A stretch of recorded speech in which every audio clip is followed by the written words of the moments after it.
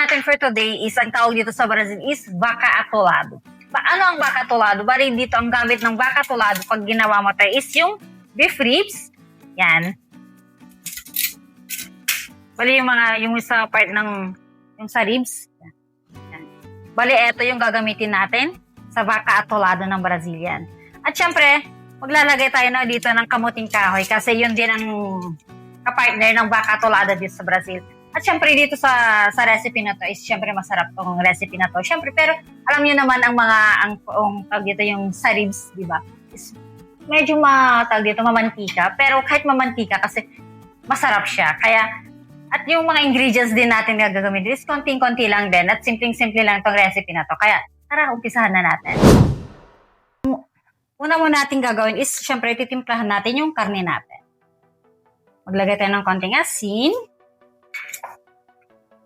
at pamintang durog. Yan. At ang gagawin mo is, haluin mo lang siya. Combine mo lang yung mga nilagay nating ingredients. Pag na-mix mo na yung mga ingredients na nilagay natin, baling gagawin natin is, gagamit tayo dito ng pressure cooker para mas mabilis lang siyang maluto. Bali maglagay tayo ng mantika. Yan, mga ganito lang siya. Yan. Pag mainit na yung mantika natin, is maglalagay na tayo ng karne. Baling gagawin natin is, lulutuin natin yung mga karne natin hanggang sa mag-golden brown lang yung mga both sides niya. Yan.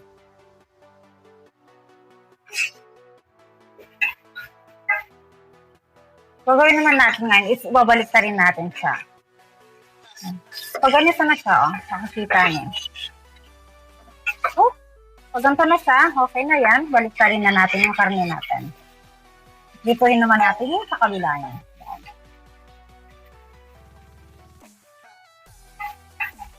Bali, gagawin mo itong proseso na to hanggang sa ma-fry natin yung lahat ng beef ribs natin. Yan, na-fry na natin lahat yung karne natin. Yan. Yan. Kung makita nyo, yan. Hindi yan sunog kasi yan yung pandagdag lasa sa gagawin nating recipe. Kasi pag nilagay na natin yung sibuyas, is matatanggal niya yan. Okay, yan. Lagay tayong sibuyas. Gisa lang natin yung sibuyas. Yan. Kung makikita nyo, is nawala na yung mga itim-itim niya. Yan. Oh. Baling gagawin na natin is pag nagisa na natin yung sibuyas is maglalagay na tayo ng bawang. Yan. Gisa lang ulit yung bawang saglit. Pag nagisa na yung bawang at sibuyas, maglalagay tayo ng kamatis, bell pepper,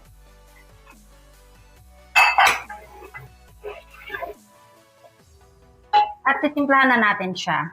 Maglalagay tayo ng isang meat cubes,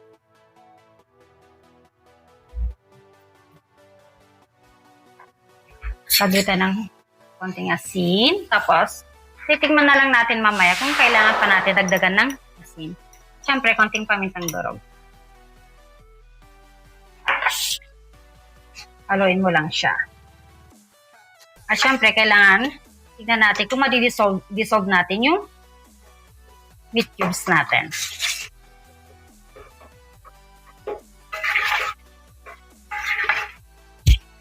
Pag nagisa na sa lahat, yung mga ingredients na nilagay natin, ngayon naman is maglalagay tayo ng annatto powder, isang kutsarita. Isang kutsarang annatto powder. Mix mo siya. At yan is lalagay na natin yung karne natin.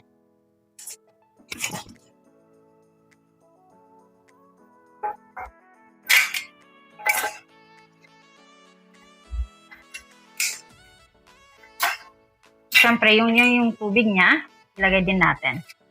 Pandagdag panlasa na rin yan. Yan. Ang gagawin natin, haluin mo lang siya.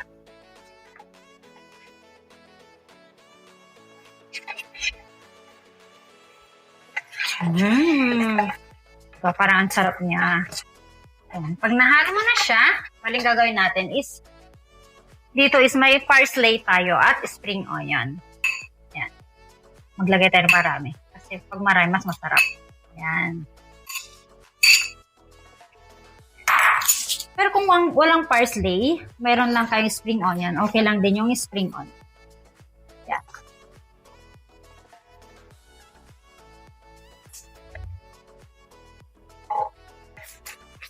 Yan. Pag nahalo na lahat, bali eto,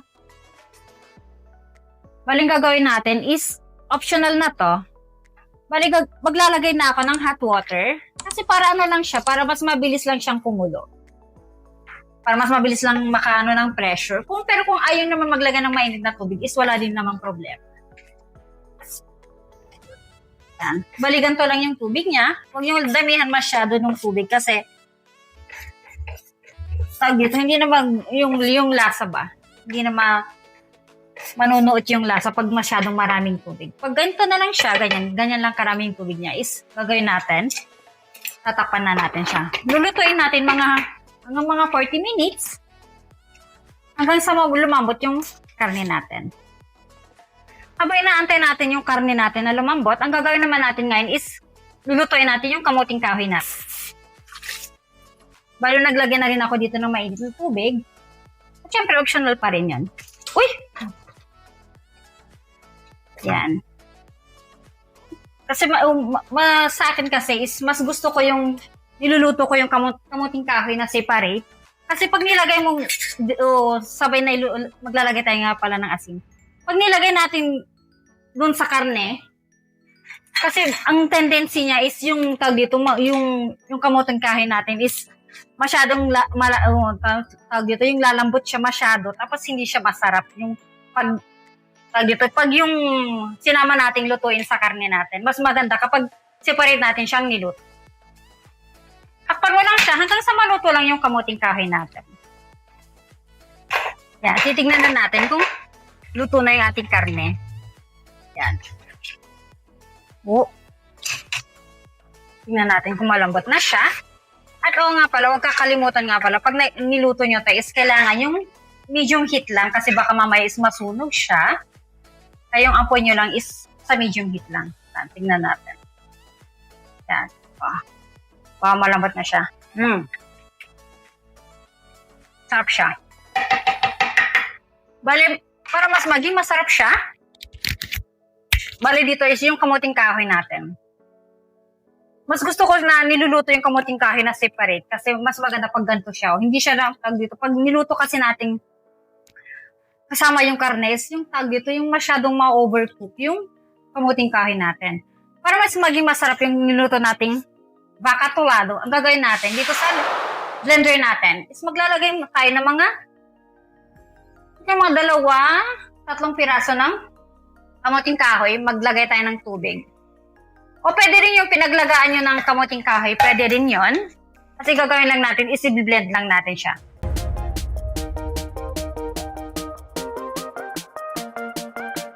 Yan, pag na-blend yung kamuting kahoy natin, yan, ang gagawin natin is lalagay dito sa karne natin.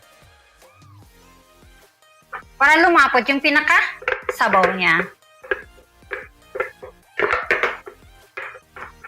Yan. At ang gagawin mo lang is, haluin mo lang siya.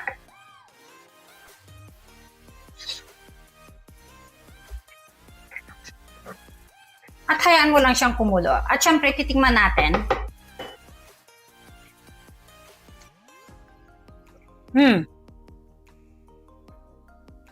Hindi na natin kailangan pa ng asin. Pero ang gagawin natin, hayaan natin siyang kumulo.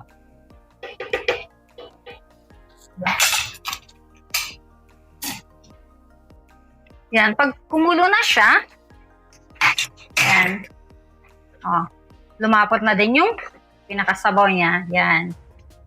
Bali, pwede mo nang patayin yung apoy niya.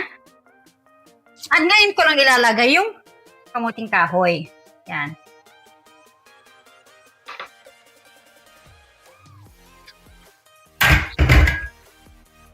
At haluin mo lang siyang ganyan. Yan. At ready to serve na siya.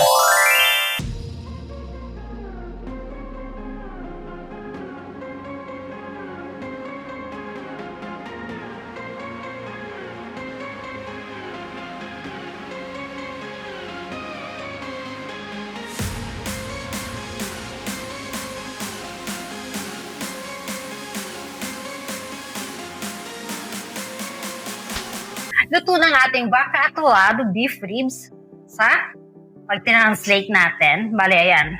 Kita nyo siya. Siyempre, yan. Siyempre, hindi pa rin ako magsasawa na hihingi sa inyo ng like at siyempre pa-subscribe sa mga videos natin. At siyempre, pa-share na din sa mga videos natin. At siyempre, ang magandang part, siyempre laging sinasabing magandang part ng pagluluto is siyempre yung titikman na natin siya. Yan. Oh. At kuha tayo ng kamuting kahoy. Yan. Wow, tikman natin siya.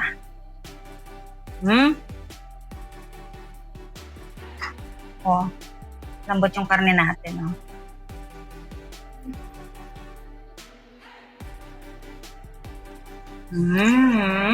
Wow. Diba? Parang wow. Mapawaw-wow talaga. Wow na lang yung masasabi ko. Tara, kain tayo. Tikman natin.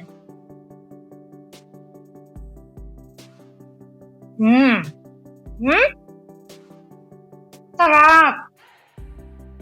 Kasi, ang sarap ng katimpla natin. Tapos, bali ganito yung gusto kong luto ng kamuting kahoy. Pag ganito kasi yung ginawa mo, sineperate mo yung pagluto ng kamuting kahoy, masyado mo malalasahan yung kamuting kahoy. At syempre, hindi naman mawawala yung kanin natin, di ba? Yan. Tatakam na kayo, no? Kaya sinasabi ko, huwag kayong matakot. Yung mga recipe na sisinare ko sa... Saglit. Puno yung bunganga ko. Yung mga sinishare ko mga videos sa inyo, huwag kayong matakot na gumawa. Kasi lahat naman ng mga ingredients, kung paano ko siya ginawa, is nilalagay ko sa description. Kaya walang hindi kayo magkakamali na kung paano ko niluto to. Kasi, sa tingin ko kasi minsan, diba, Brazilian recipe, hindi kayo familiar sa mga recipe na sinishare ko sa inyo. Pero try yung gawin. Kasi sigurado ako na magugustuhan nyo yung mga pagkain gawa ng mga Brazilian, mga pagkain Brazilian. Sigurado magugustuhan nyo. Kasi nung unang-una rin, parang nung pagdating ko rin dito is parang nanibago rin ako sa mga pagkain nila. Pero syempre, nung mga tinikman ko na, yun, kung masarap ang pagkain ng mga Brazilian. Kaya huwag kayong matakot na gumawa nito kasi sigurado magugustuhan nyo din. Kaya hanggang dito na. Ciao!